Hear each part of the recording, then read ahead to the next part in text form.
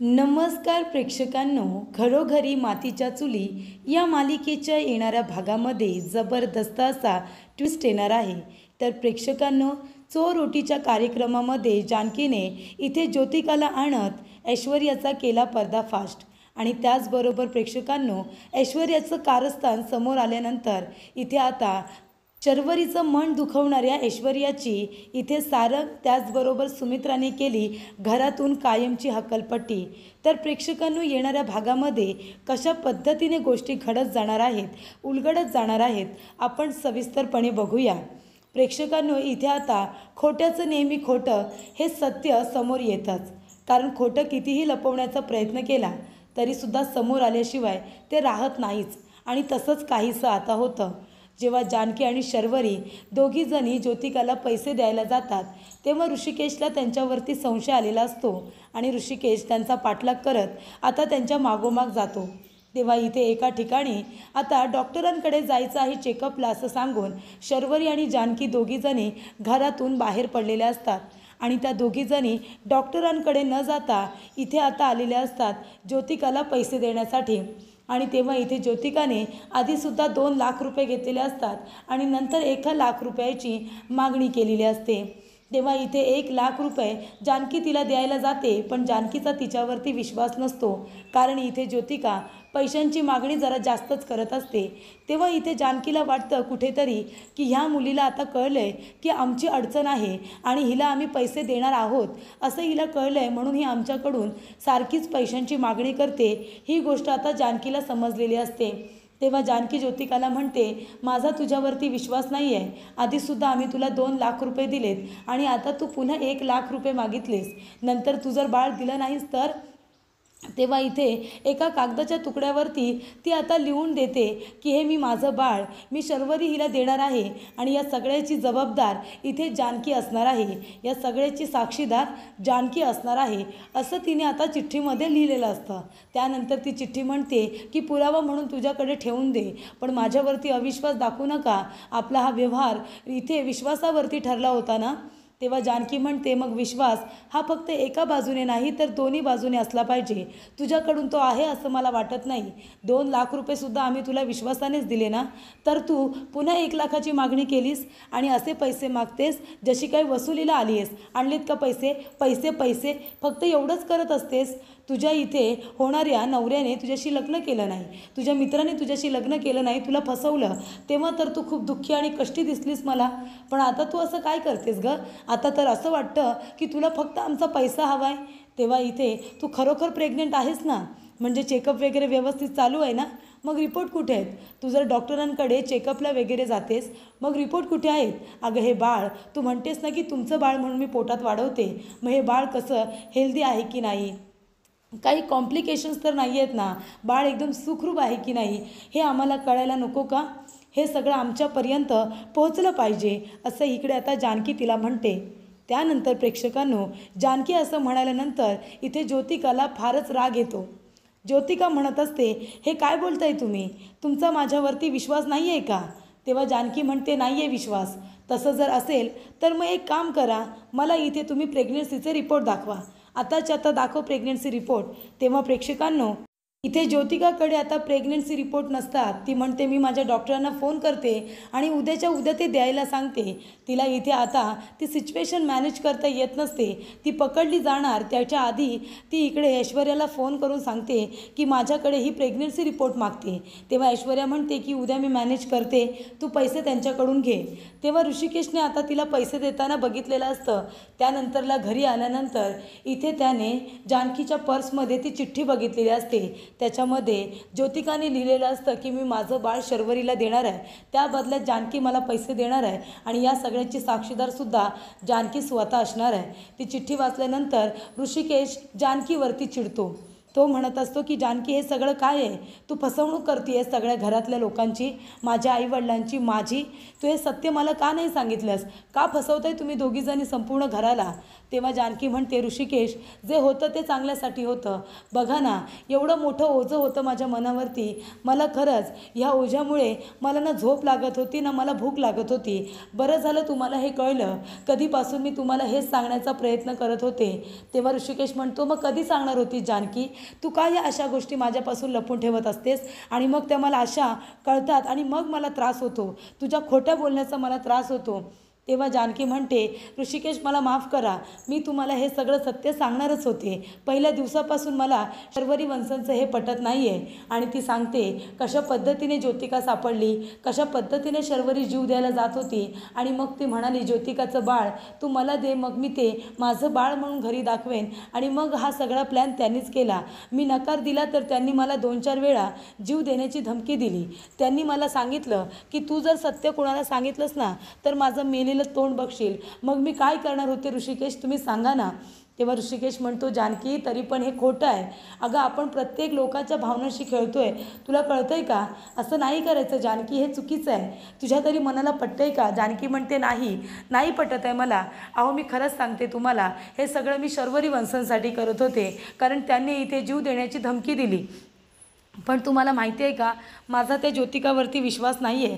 ती 1 नंबरची खोटारडी आहे हो. तुम्हाला माहिती नाही, ती सारखी पैसे मागते. आधीचे 2 लाखसुद्धा मी तिलाच दिले आणि आता 1 लाख. पैशांची मागणी तिची वाढतच चालली. कधी कधी तर मला खोटं वाटतं की ती प्रेग्नेंट पण नाही आहे. बघा ना, ती चालते बोलते अशी की ती खूप नॉर्मल आहे. ती प्रेग्नेंट असल्यासारखी मला वाटत नाही. ती कुणीतरी फ्रॉड मुलगी आहे असं मला वाटतं. तेव्हा ऋषिकेश म्हणतो, मग आता ते आपल्याला शोधून काढावं लागेल. तेव्हा इकडे आता जानकी म्हणते की ठीक आहे, उद्या मी तिला आहे ना रिपोर्ट तिच्याकडून घ्यायला जाणार आहे. रिपोर्ट आणायला जाईल ना तेव्हा आपण दोघेजणं तिथे जाऊया, मग तर चालेल ना. तेव्हा इथे ऋषिकेश म्हणतो, ठीक आहे, पण मी असा येणार नाही आहे. तिने मला बघितलेलंच नाही आहे ना. मग मी पोलीस बनून येतो आणि तिच्याकडून सगळं सत्य वधवून घेतो, मग तर चालेल. तेव्हा इथे जानकी म्हणते, ठीक आहे. तेव्हा इथे जानकी शर्वरीला म्हणते की ज्योतिकाकडून जे रिपोर्ट घ्यायचे आहेत ना ते आता मी घ्यायला जाईन, तुम्ही येऊ नका. तेव्हा इकडे शर्वरी म्हणते, ठीक आहे, ते रिपोर्ट घेतल्यानंतर तू लगेच ते रिपोर्ट घेऊन घरी ये. तेव्हा इथे जानकी म्हणते की ठीक आहे. तेव्हा जानकी आता ज्योतिकाला भेटायला जाते. ऐश्वर्याने जे प्रेग्नन्सी रिपोर्ट मॅनेज केलेले असतात ते प्रेग्नन्सी रिपोर्ट ज्योतिका स्वतःचे म्हणून जानकीला दाखवते. तेव्हा जानकी म्हणत असते की हे खरंच रिपोर्ट तुझेच आहेत ना, 2-3 महिने झालेत का.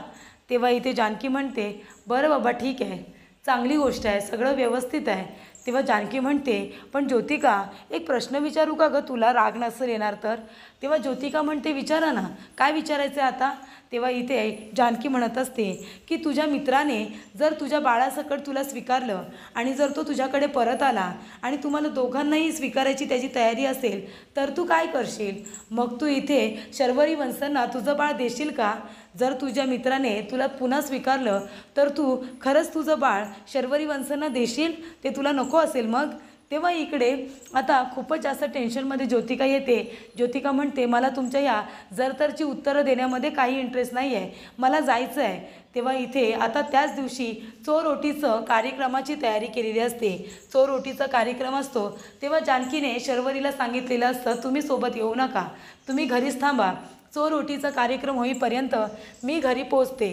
तेव्हा इथे आता ऐश्वर्याला माहिती असतं. ऐश्वर्या म्हणत असते की चला, उद्या चोरोटीचा कार्यक्रम नाही होणार तर घरामध्ये तमाशा होणार, तमाशा, बघच मी काय करते ते. त्यानंतर इथे आता ऐश्वर्या म्हणत असते की जानकी, शर्वरीचा संसार वाचवतेस ना तू, मी पण बघते ना तू कसा तिचा संसार वाचवतेस ते. आधी इथे घरामध्ये बघ, चोरोटीच्या दिवशी किती मोठा धमाका होतो ते, तुला माहिती पण नाही मी तुझ्यासमोर काय वाढून ठेवले ते. त्यानंतर इकडे जानकी म्हणत असते, ज्योतिका थांब, मला तुझ्याशी बोलायचं आहे, सांग ना, जर तुझ्या मित्राने तुला स्वीकारलं तर तू त्याच्याकडे जाशील. तेव्हा प्रेक्षकांनो इकडे आता ज्योतिका म्हणत असते, हे काय बोलताय तुम्ही, नको ते प्रश्न विचारू नका, मी जाते. तेव्हा ती जात असताना तिथे ऋषिकेश येतो आणि म्हणतो, 1 मिनिट थांबा, कुठे जात आहे तुम्ही. तेव्हा जानकी म्हणते, बरं झालं इन्स्पेक्टर साहेब तुम्ही आलात, तुम्ही यांना विचारा ना. अहो या बघा, म्हणजे यांनी आम्हाला मदत करायचं ठरवलं आहे पण आमच्याकडून सारखेच पैसे मागतात. तेव्हा इकडे ऋषिकेश म्हणत असतो, काय नेमकं झालं आहे तरी काय.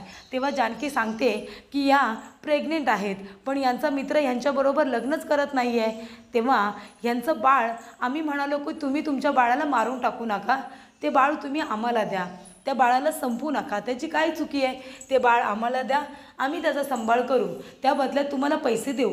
पण ही बाई आता प्रेग्नेंट नाही आहे वाटतं, कारण का ती आमची फसवणूक करते असं वाटतंय, ती सारखी आमच्याकडे पैशांची मागणी करते. आता हे रिपोर्ट दाखवलेत, कशावरून हे रिपोर्ट खरे आहेत ते आम्हाला डॉक्टरांकडे सुद्धा चेकअपसाठी घेऊन जात नाही. तेव्हा ऋषिकेश म्हणतो, हे काय बोलताय तुम्ही, म्हणजे तुम्ही तुमच्या मर्जीने बाळ देणार होतात ना. तेव्हा ज्योतिका म्हणते, हो, मग आता तुम्ही पैशांची मागणी सातत्याने का करताय. तेव्हा ऋषिकेश म्हणतो, हे बघा, जे जे प्रश्न विचारीन ना त्या प्रश्नांची खरी खरी उत्तरं द्यायची, कळलं का. तेव्हा ऋषिकेश म्हणतो, खरं खरं सांगा, तुम्ही प्रेग्नेंट आहात का, प्रेग्नेंट आहात का तुम्ही. तेव्हा ज्योतिका म्हणते, हो. मग कोण आहे तुमचा मित्र, त्याला आत्ताच्या आता इथे बोलावून घ्या, त्याने तुम्हाला फसवलं आणि आता तुमच्याबरोबर लग्न करत नाही आहे, तो कोण आहे तुमचा मित्र, बोलवा त्याला आता, नाहीतर तुम्हाला मी अरेस्ट करेन. खोटं बोलताय का तुम्ही. तेव्हा ज्योतिका आता काय बोलावं तिला काही कळत नाही, पूर्णपणे ती फसलेली असते. तेव्हा प्रेक्षकांनो, इथे आता ज्योतिका म्हणत असते, हे बघा, या सगळ्यात माझी काही चूक नाही आहे, मला सोडा, मला जाऊ द्या. ऋषिकेश म्हणतो, मग कुणाची चूक आहे, का तुम्ही इथे प्रेग्नेन्सीचं नाटक केलं आणि त्यांच्याकडून पैसे उकळले. हे बघा, तुम्हाला शेवटचं सांगतोय, जेवढे पैसे तुम्ही घेतलेत ना त्यांच्याकडून, तेवढे पैसे त्यांना परत करायचे, नाहीतर माझ्यापेक्षा वाईट कुणीच नसेल, कळलं का. सगळेच्या सगळे पैसे परत करायचे, कळलं तुला. आणि हे प्रेग्नेन्सीचं नाटक का केलंस तू, तुला कुणी सांगितलं की शर्वरी कधी आई होणार नाही आहे, कुणाच्या सांगण्यावरून केलंस ते सांग, नाहीतर पोलीस स्टेशनला घेऊन जातो, चल माझ्याबरोबर पोलीस स्टेशनला चल. आणि ओ मॅडम, ह्यांच्या विरोधामध्ये तुम्ही गुन्हा दाखल करा, चला फ्रॉडच्या केसमध्ये यांना आता अटक करतो. तुम्हाला फसवता येत ना, त्या तुमच्याकडून एवढे 3 लाख रुपये कशासाठी घेतलेत ते आम्हालासुद्धा त्याची आता चौकशी करायची आहे. तेव्हा प्रेक्षकांनो, इकडे आता ज्योतिका अर्धे पैसे इथे ऐश्वर्याला देत असते. तेव्हा ज्योतिका घाबरते आणि म्हणत असते, सोडा मला, सोडा, मी खरंच काही केलेलं नाही आहे, हे सगळं मी ऐश्वर्याच्या सांगण्यावरून केलं आहे. तेव्हा ही ऐश्वर्या कोण आहे, तेव्हा तिने मला हे नाटक करायला सांगितलं होतं आणि त्या बदल्यात जे काही मी पैसे यांच्याकडून घेईन त्यातले अर्धे पैसे मी तिला देत असते. यांच्याच घरातली ती ऐश्वर्या आहे आणि तिनेच मला हे नाटक करायला सांगितलं होतं. मी खरंच सांगते, या सगळ्यात माझी काही चूक नाही आहे. तेव्हा इथे जानकी म्हणत असते, ठीक आहे, आता जर तुला वाटत असेल ना की तुला जेलमध्ये जायचं नाही आहे, तर जसं मी सांगेन ना आता तसंच करायचं, नाहीतर तुझ्या विरोधामध्ये पोलीस कंप्लेंट करेन आम्हाला फसवलंस म्हणून, कारण तू कबुली सगळी लिहून दिलीस की मी प्रेग्नेंट आहे वगैरे, ती डायरी माझ्याकडे आहे, त्याच्यामुळे पुरावा म्हणून ते मी वापरू शकते. तू इथे स्वतःच्या मर्जीने ते बाळ आम्हाला देणार होतीस, पण तू प्रेग्नेंट नसतानासुद्धा आमच्याबरोबर खोटं डील केलंस आम्हाला फसवण्यासाठी ना. मग मी तुला या प्रकरणामध्ये चांगलंच आता अडकवू शकते, म्हणून मी तुला सांगते की मी जसं सांगेन तसंच करायचं. तेव्हा ज्योतिका म्हणते, ठीक आहे. त्यानंतर प्रेक्षकांनो, इथे ज्योतिकाला आणून तिने एका रूममध्ये ठेवलेलं असतं आणि त्याबद्दल ऐश्वर्याला काहीही माहिती नसतं. आणि इथे चोरओटीचा कार्यक्रम असतो. चोरओटीचा कार्यक्रम होत असताना इथे आता खूपच जास्त छान तयारी करण्यात आलेली असते आणि ऐश्वर्याला तर चोरओटीमध्ये आता तमाशाच करायचा असतो. तर प्रेक्षकांनो, इकडे आता चोरओटी करत असताना ऐश्वर्या म्हणत असते की तुम्ही खरोखर प्रेग्नेंट आहात ना. तेव्हा ती म्हणते, अगं असं काय विचारतेस तू. तेव्हा जानकी येते आणि म्हणते की हो ऐश्वर्या, शर्वरी वंश खरोखर प्रेग्नेंट आहेत का, तुझा विश्वास नाही आहे का. आणि इथे जानकी येताना ज्योतिकाला सुद्धा आपल्याबरोबर घेऊन आलेले असते. तेव्हा घरातले सगळेच तिथे एका ठिकाणी उभे असतात. तेव्हा इथे ऋषिकेशसुद्धा तर ज्योतिकाच्या पाठीमागेच असतो आणि पोलिसांच्या कपड्यामध्येच असतो. तेव्हा इथे आता ऋषिकेश म्हणत असतो, बोला मॅडम, जे काही तुम्ही आम्हाला सांगितलं ना ते सगळं आता इथे यांनासुद्धा सांगा. त्यानंतर प्रेक्षकांनो, इकडे ज्योतिका घाबरलेली असते. आता खरं बोलली तरी फसणार आणि नाही बोलली तरी पण फसणार. त्यामुळे इथे ज्योतिका म्हणत असते की मला माफ करा, मी प्रेग्नेंट नाही आहे, मला हे नाटक करायला सांगितलं होतं ऐश्वर्याने, तुमच्याकडे पैसेसुद्धा मागायला ऐश्वर्याने सांगितलं होतं आणि तिच्यामुळे मी हे नाटक केलं आणि तुमच्याकडे पैसेसुद्धा मागितले. मी काही प्रेग्नेंट वगैरे नाही आहे, मी अशी छोटी मोठी कामं करत असते, नाटकामध्ये वगैरे छोटे मोठे रोल करत असते। त्यानंतर प्रेक्षकांनो, इथे आता चोर ओटीच्या दिवशी जो काही ऐश्वर्या तमाशा करणार असते, तो तमाशा इथे जानकीने आता उधळून लावलेला असतो। जानकीने चोर ओटी करण्याच्या आधीच इथे आता सगळं सत्य घरातल्या लोकांसमोर आणलेलं असतं। जानकी म्हणते की या ज्योतिकाला ऐश्वर्याने सांगितलं की शर्वरी वंश कधी आई होऊ शकणार नाहीयेत, तू इथे प्रेग्नेंट असल्याचं नाटक करून जा। आणि मग शर्वरी वंशाने तिच्याकडे तिचं बाळ मागितलं। त्या म्हणाले की तुझं बाळ तू मारू नकोस, ते तू आम्हाला दे, मी त्याला लहानाचं मोठं करेन। तेव्हा इथे शर्वरी वंश आता प्रेग्नेंट नाही आहेत। ज्योतिकाने त्यांना फसवलं, ज्योतिका खोटं बोलली आणि हे सगळं तिने ऐश्वर्याच्या सांगण्यावरूनच केलं होतं, हो की नाही ऐश्वर्या? चोर ओटीमध्ये तुला तमाशा करायचा होता ना, घे, आता मी स्वतःच्या तोंडाने सगळं सत्य सगळ्यांना सांगितलेलं आहे। आणि ज्योतिकासुद्धा आता कबुली जबाब देते। ती म्हणते की हे सगळं मी ऐश्वर्याच्या सांगण्यावरून केलं। तेव्हा इथे विक्रांतच्या आईला मालतीला खूपच जास्त राग येतो आणि मालती म्हणत असते, काय गं हे शर्वरी, तुला लाज नाही वाटली का गं खोटं बोलायला? का खोटं बोललीस तू? तेव्हा इकडे ऋषिकेश म्हणत असतो, मालती काकू, याचा विचार जरा तुम्हीच करा ना। अहो, तुमच्या प्रेशरखाली एवढी आली आमची सरू की तिने एवढं मोठं टोकाचं पाऊल उचललं की दुसऱ्या बाळाला ती इथे स्वतःचं बाळ म्हणायला लागली होती। ते बाळ तुम्ही मला द्या असं म्हणत होती, कारण तिला तुमच्याकडून माया हवी होती, ममता हवं होतं, प्रेम हवं होतं। अहो, कधी कधी आहे ना, माणसाला रागाने बोलूनच गोष्टी सगळ्या सॉल्व्ह होतात असं नाही। कधीतरी तिच्याबरोबर प्रेमाने बोला, प्रेमाने वागा, तसंही तुमच्या घरामध्ये सगळं चांगलंच होईल। आमची शरू नक्की आई होईल, आम्हाला माहिती आहे। अहो, लग्नाला फक्त 2च वर्ष झाली आहेत, मुलं बाळं होतच राहतात। काही लोकांना 10-12 वर्षांनी सुद्धा मुलं होतात, म्हणून आपण थोडासा धीर धरायचा असतो। तुमच्या प्रेशरखाली आमची सरू एवढी आली की तिने इथे काय केलं, तिने एका चुकीच्या मार्गाने आता बाळ मिळवण्याचा प्रयत्न केला, फक्त आणि फक्त तुमचं मन जपण्यासाठी, तुमच्याकडून लाड करून घेण्यासाठी। तेव्हा प्रेक्षकांनो, इथे आता ऐश्वर्याचं कारस्थान सगळ्यांच्या समोर आल्यानंतर इथे ज्योतिकाने आता ऐश्वर्याचंच नाव सांगितलेलं असतं आणि इकडे तिने सांगितलेलं असतं की शर्वरी कधीच आई होणार नाही आहे, म्हणून तिच्या भावनांचा इथे आता गैरफायदा घ्यायचा। त्यामुळे प्रेक्षकांनो, सारंगला आता इथे ऐश्वर्याचं वागणं अजिबात आवडलेलं नसतं आणि सारंग जातो आणि ऐश्वर्याच्या आता जोरदार कानाखाली देतो। ऐश्वर्याच्या कानाखाली देतो आणि म्हणतो की तुमची हिंमत कशी झाली माझ्या बहिणीबरोबर एवढा मोठा गेम करायची? कशी झाली तुमची हिंमत? लाज नाही वाटली का? अहो, तुम्ही पण एक बाई आहात ना, एक बाई असून एका बाईच्या भावनांचा इथे तुम्ही मजाक बनवता? लाज नाही वाटत तुम्हाला एखाद्या माणसाची खिल्ली उडवताना? तेव्हा इथे सुमित्रा येते आणि जोरदार ऐश्वर्याच्या कानाखाली देते आणि म्हणते की माझ्या मुलीला मूल होत नाही आहे, म्हणून तू त्याचा असा फायदा करून घेते स्वतःसाठी, म्हणजे इथे त्या ज्योतिकाला सांगून माझ्या मुलींकडून पैसे उकळत होतीस आणि त्याचबरोबर माझ्या मुलीचा तमाशा करत होतीस तू।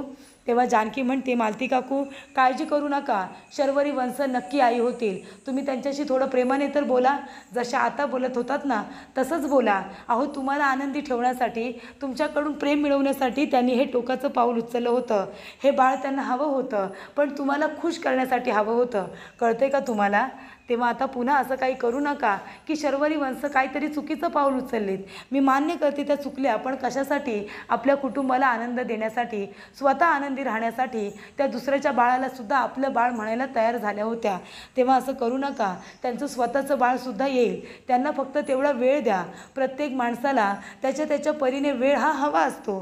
त्यानंतर प्रेक्षकांनो, इथे जानकीने आता ऐश्वर्याचं कारस्थान ज्योतिकाला घरी आणून सगळ्यांच्या समोर आणून दिलेलं असतं आणि त्याचबरोबर प्रेक्षकांनो, इथे ऐश्वर्याचं कारस्थान समोर आल्यानंतर सारंग आणि सुमित्रा तिचं थोबाड फोडत तिची आता घरातून बाहेर कायमची हकालपट्टीसुद्धा करून टाकतात। तर प्रेक्षकांनो, इथे ऐश्वर्याला आता घरातून सारंगने सुद्धा हकलून दिलेली असते, कारण तिने त्याच्या बहिणीला दुखावलेलं असतं, ते सुद्धा विनाकारण। त्यामुळे इथे आता सारंगने ऐश्वर्याला तिच्या गुन्ह्याची शिक्षा देत तिला घराच्या बाहेरचा रस्ता हा दाखवलेला असतो आणि त्याचबरोबर ऐश्वर्या एवढा हातापाया पडत असते, गयावया करत असते, तरीसुद्धा सारंग आणि सुमित्रा तिला घरामध्ये राहू देत नाही, तिला आता घरातून बाहेर हकलून देतात। तेव्हा इकडे जानकी म्हणत असते की ऐश्वर्या इथे आता शर्वरी वंश आणि विक्रांत भाऊजी यांचा संसार मोडण्याचा प्रयत्न करत होती। विक्रांत भाऊजी आणि मालती काकू, तुम्हाला आनंदी आणि खुश ठेवण्यासाठी शर्वरी वंशने इथे टोकाचं पाऊल उचललं, मान्य आहे, त्यांनी चुकीचं केलं, पण त्यांच्या भावना चुकीच्या नव्हत्या, त्या तुमच्यासाठी खूपच जास्त प्युअर होत्या। मालती काकू तुमची लेक तुमच्याकडे मागते असं समजा. शर्वरी वंशनबरोबर तुम्ही चांगल्या वागा. जशा त्या प्रेग्नेंट असताना वागत होता ना तशा. त्या खरोखर इथे तुमच्या घराला वारस देतील. मला पूर्णपणे खात्री आहे. माझा देवावरती विश्वास आहे आणि त्या विश्वासाच्या बळावरती मी तुम्हाला सांगते की ज्योतिकाने आता जे काही सांगितलं ते सगळं खरं आहे. ऐश्वर्यानेच त्यांना हे सगळं करायला सांगितलं होतं आणि ऐश्वर्याला इथे आता पाठीशी सातत्याने सारंग भाऊजी घालत असतात. पण त्यांनासुद्धा आता ऐश्वर्याचं कारस्थान कळल्यामुळे त्यांनी स्वतः ऐश्वर्याला हाताला धरून घरातून बाहेर काढलेले आहे. त्यामुळे इथे प्रेक्षकांनो आता ऋषिकेश आणि जानकी या दोघांनी मिळून शर्वरीला एका फ्रॉड मुलीच्या तावडीतून वाचवत इथे आता ऐश्वर्याच्या कारस्थानाला आळा बसवत ऐश्वर्याचं कारस्थान सगळ्यांच्या समोर आणत तिला तिच्या गुन्ह्याची शिक्षासुद्धा मिळवून दिलेली असते. सारंग आणि सुमित्रा दोघेही तिला घरातून बाहेर तर काढतातच, पण त्याचबरोबर इथे आता ऐश्वर्याला पुन्हा घरामध्ये कधी पाऊलसुद्धा ठेवायचं नाही असं सुद्धा सारंग आणि सुमित्राने सांगितलेलं असतं. त्यामुळे ऐश्वर्याचा प्लॅन तिच्यावरतीच आता उलटा झालेला असतो आणि ती पुन्हा एकदा तोंडावरती पडत इथे तिचा जो अतिशहाणपणा असतो तो तिला खूपच जास्त आता नडलेला असतो. हे प्रेक्षकांनो आपल्याला पाहायला मिळतं.